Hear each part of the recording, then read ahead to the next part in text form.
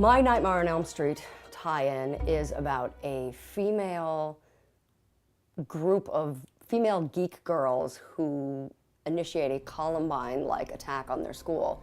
But rather than using a bomb, they decide that they're going to use Freddy as a weapon to get revenge against the popular girls who were mean to them. Okay, well, the Dream Dealers, it takes place a couple of years in the future.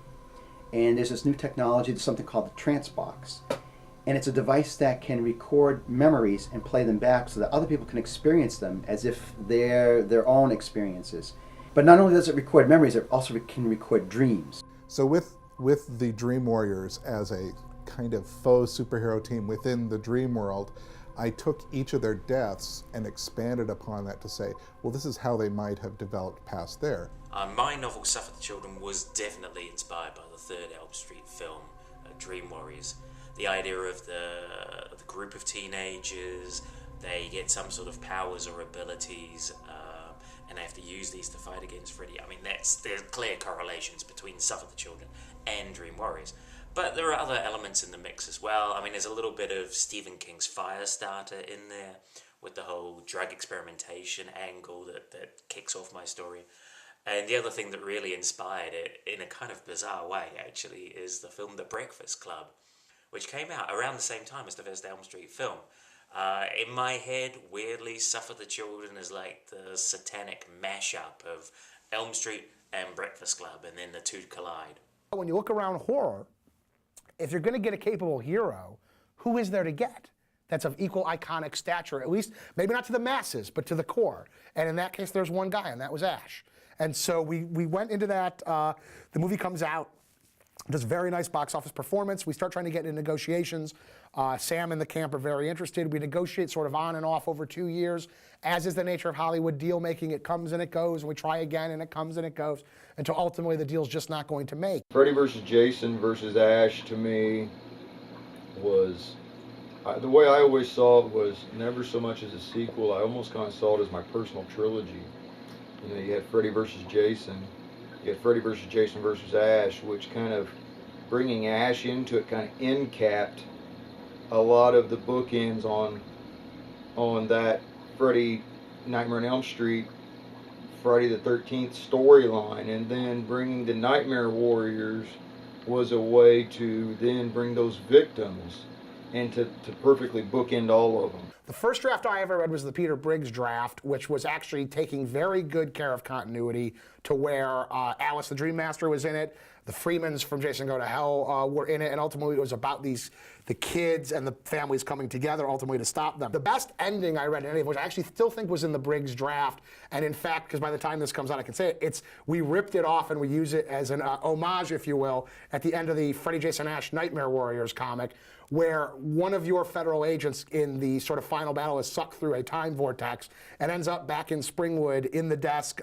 with the search warrant to go get Fred Krueger in front of him, forges the signature and undoes basically the entire reign of terror. I definitely was a fan of the original movie and of the slasher type, you can't really, anti-hero, I guess is the right word.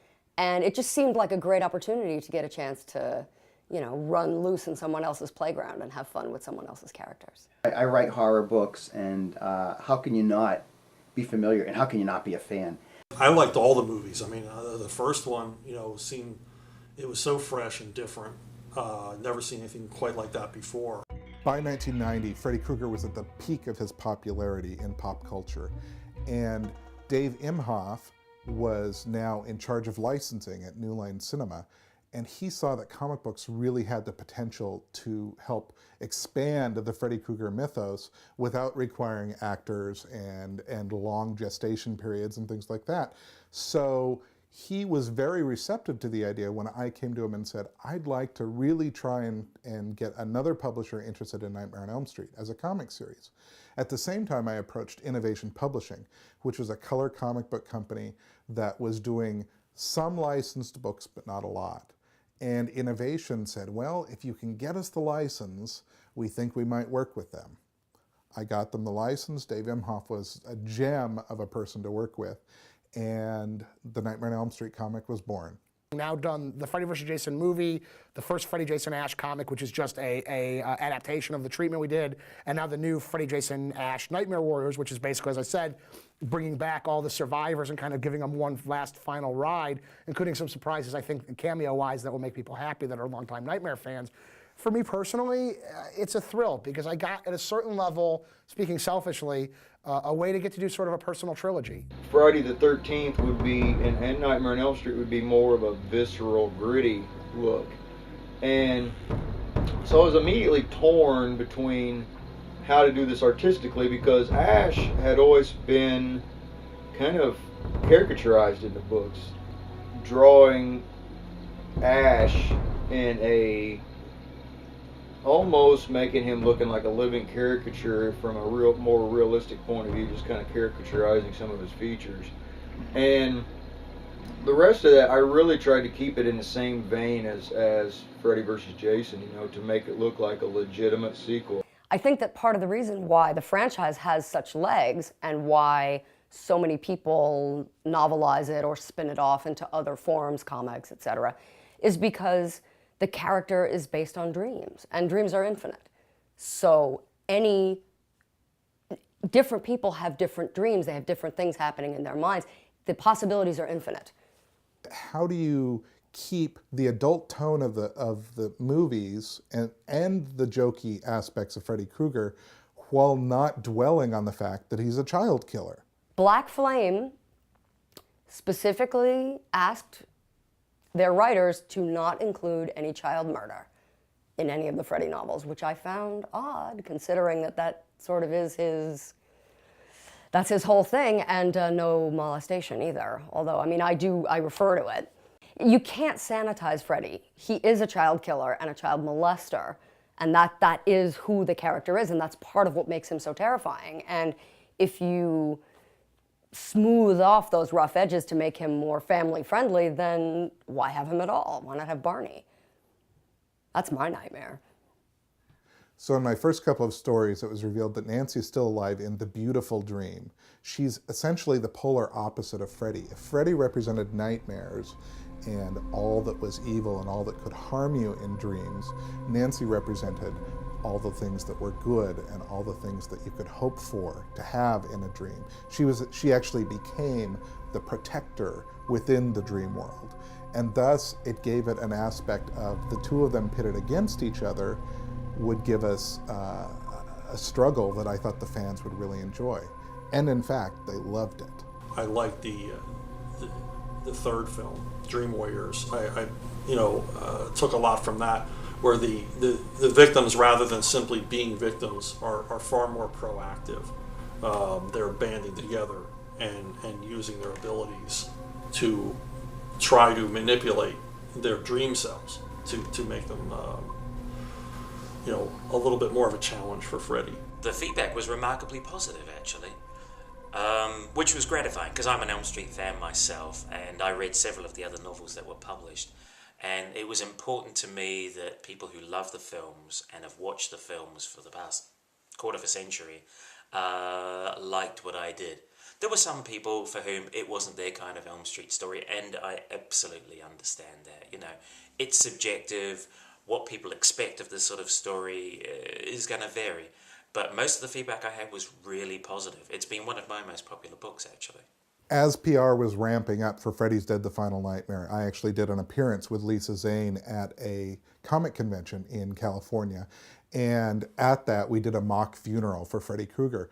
Well, New Line liked the idea so much that they actually decided that they were going to do their own mock funeral. So after the movie came out on October 31st, 1991, they held a funeral for Freddy Krueger at the Hollywood Cemetery. And they invited the stars of the films, they invited the press. E-Television filmed it and did a story on it that night. It was my first national news story. They interviewed me and so forth. So it was amazing to see the comic books get that kind of respect from a film company. Typically combine elements of science fiction and horror in my work. I also wanted to do something a little, almost like, what if David Cronenberg were to direct a Nightmare on Elm Street story? What would that be like? And so there was a little kind of a Cronenberg kind of element in the back of my mind here, back to classic stuff like Videodrome and scanners. You know, so I wanted to a little. You know, it's a subtle science fiction element, but it's essential to the plot. When I started to write this novel, I thought I'd better watch the original movie again to just reacquaint myself with the series and, you know, sort of kickstart my own imagination. And as I was watching the film, I saw a lot of Southern California familiar sights, you know, Southern California license plates, palm trees, familiar locations, and so I naturally assumed that the town where that movie takes place was here in Southern California. Also, one of the characters in the original movie makes a reference to earthquake weather, or that things get really strange before an earthquake, and I don't think there are that many earthquakes in Ohio. Yet, many of the fans felt that I had violated their beloved franchise by setting it in Southern California, when in fact, Springwood was later set in Ohio. I didn't realize that at the time, but I guess after all, I was right. I thought it would be a great idea to have some shots of Robert having, you know, raked his claws across my chest and ripped my clothes up and so forth.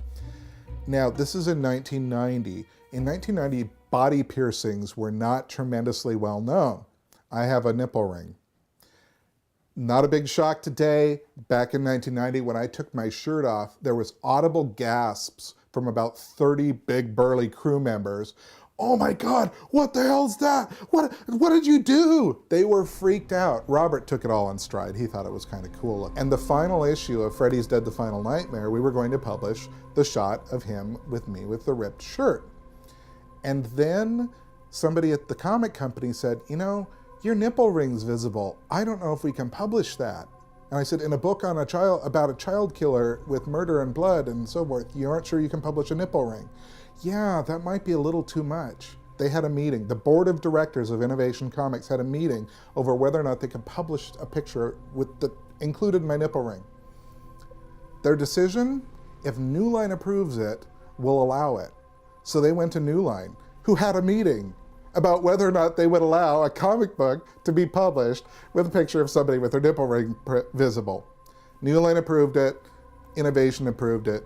When it was published, it's about that big, and my nipple ring is about the size of, you know, like a spot from a pencil. You have to actually look to see what it is. You know, it's interesting. Fandom is an interesting phenomenon, you know, that people become so obsessed with a property that they almost feel an ownership. They feel like they know more than the creators, that they almost, through their love and obsession with this idea or concept, it's like it becomes theirs. You know, and that's, I mean, we wouldn't have novelizations or tie-ins if it wasn't for the fans, because obviously they want more. They want to know what happens next, and then what happens. So, you know, that's what keeps guys like me in business. Freddy versus Jason versus Ash works because what people don't realize is those three characters have been intertwined for a very long time. All the other horror characters really belong in their own universe, and I really don't see them overlapping. At no point in history has any studio supported a comic book as much as New Line Cinema supported this comic. So I felt it was my duty as the writer of the comic to make sure that it was the absolute best Freddy Krueger comic ever done. It was a very recognized series. We all worked very hard to make it the closest thing to a cinematic experience as it could be. Elm Street stories are about the empowerment of teenagers. They're coming of age stories. They're rites of passage. You look at any of the films and most of the books, it's adults in those stories, they're absent or they're powerless or impotent. It's up to the teenage characters to stand up to Freddy, to stand up to evil, and to learn to stand on their own 2 feet. If there's any lesson to be learned from Nightmare on Elm Street, it is that if you take control of your life, if you have faith in yourself and you have the will, that you can change things. Because we see so many characters who have the ability within Freddy's world to change their circumstances in order to survive. Freddy's had a great life in cinema, in books, and in comics, and I'm so glad to have been a part of that. I think if the world can live on, even in comics in the classic continuity where Jacob Johnson and the rest of these characters can go off and continue to play and do their thing, it kind of keeps the spirit alive in a lot of fun ways. And I've been consistently thrilled with the fan response, and I do a lot of comic signings, and they've been incredibly enthusiastic. And again, I just think it comes from the fact that those of us that are hardcore fans of any of these franchises, all you want is a little respect for continuity. And if you get that, you're really happy. It doesn't take a lot. I just need a tickle, that's all. And usually people will be pretty happy.